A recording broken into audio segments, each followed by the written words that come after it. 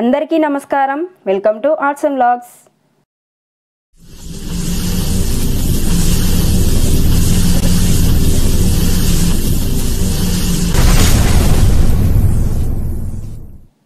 ఈరోజు మనం దక్షిణ కాశీగా, భాస్కర క్షేత్రంగా, హరిహర క్షేత్రంగా పిలువబడే శ్రీ వేములవాడ రాజరాజేశ్వర స్వామివారి ఆలయాన్ని దర్శించుకోవడానికి వచ్చామండి. ఈ క్షేత్రం తెలంగాణ రాష్ట్రం రాజన్న సిరిసిల్ల జిల్లాలో ఉండి ఎంతో ప్రసిద్ధి చెందింది. మరి ఈ వీడియోలో రాజన్నగా పిలువబడే శ్రీ రాజరాజేశ్వర స్వామివారి క్షేత్రాన్ని తిలకిద్దామా? పదండి.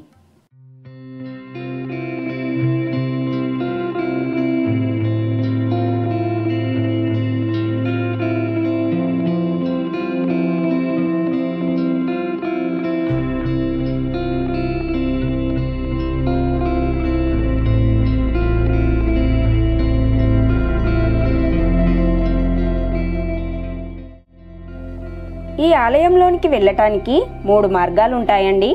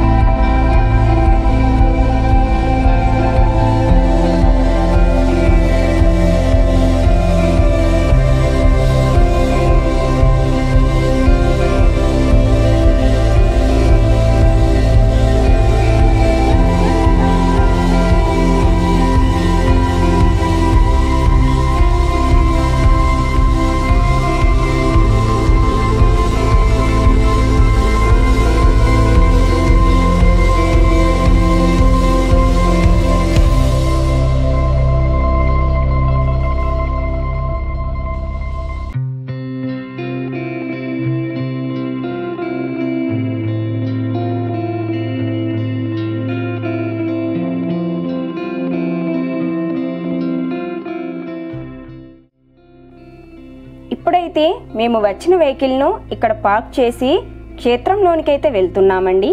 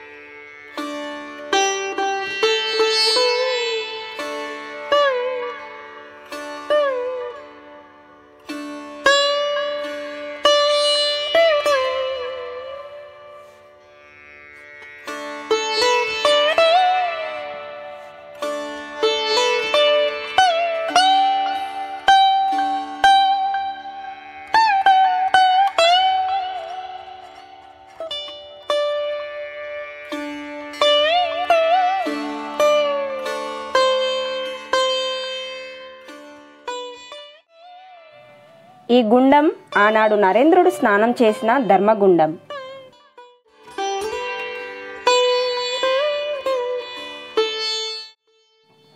ఇక్కడ శివుడి వాహనమైన నందీశ్వర ప్రతిరూపాలైన వృషభాలను అనగా కోడెలను కట్టు స్థలం. పిల్లలు లేనివారు, ఆరోగ్యం బాగాలేనివారు కోరిన కోరికలు తీర్చుకోవటానికి ఇలా కోడెలను అద్దెకు తీసుకొని గర్భగుడి చుట్టూ ప్రదక్షిణం చేసి గుడి ముందు ఉన్న ఒక రాయికి కట్టివేస్తారు.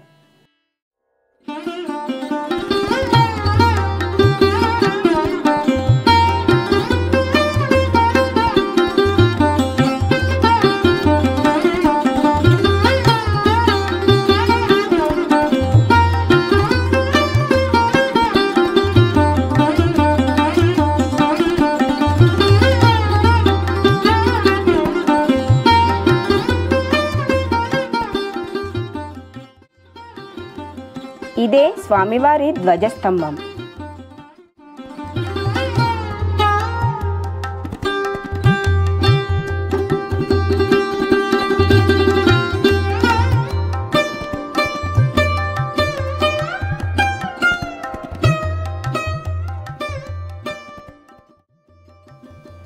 ఇది ఆలయ ఆవరణలో ఉన్న ఒక మసీదు.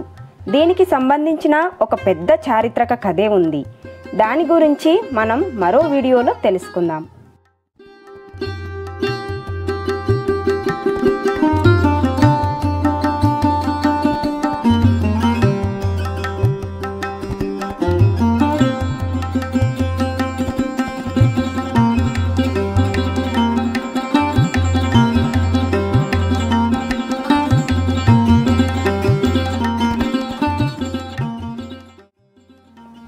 నిజానికి ఏ ప్రసిద్ధ ఆలయంలోనైనా గర్భగుడిలోనికి మొబైల్ను అలో చేయరు. కానీ నేను ధైర్యం చేసి మీకు ఎలాగైనా స్వామివారిని చూపిద్దామనుకొని లోపలికి వెళ్ళాను. స్వామివారికి కుడివైపున శ్రీ రాజరాజేశ్వరి మాత, ఎడమవైపున శ్రీ లక్ష్మీ సమేత గణపతులు కొలువై ఉన్నారు. స్వామివారికి ఎదురుగా ఉన్న నందీశ్వరుడిని కూడా మీకు చూపించాను. కానీ స్వామివారిని వీడియో తీయటానికి ధైర్యం సరిపోలేదు, క్షమించండి. అందుకే మీకు కేవలం స్వామివారి ఫొటోస్ మాత్రం చూపించగలుగుతున్నాను. చూడండి. స్వామివారి దర్శనం తర్వాత బయటకు రాగానే చాలా ఉపాలయాలను మనం దర్శించుకోవచ్చు. కానీ ఇక్కడ కూడా వీడియోలను తీయనివ్వలేదు.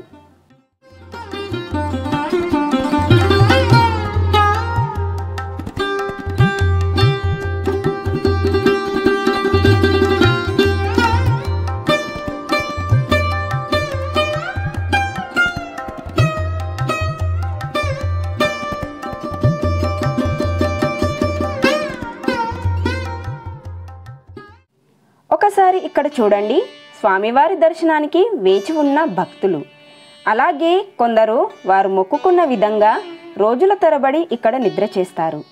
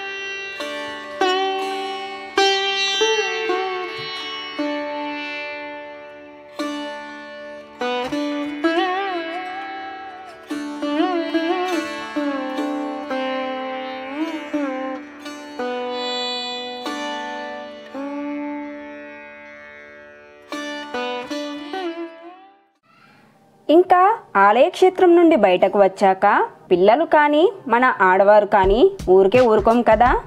ఇక్కడ మా షాపింగ్ మొదలెట్టి 2 గంటల తర్వాత తిరుగు ప్రయాణం మొదలు పెట్టాము.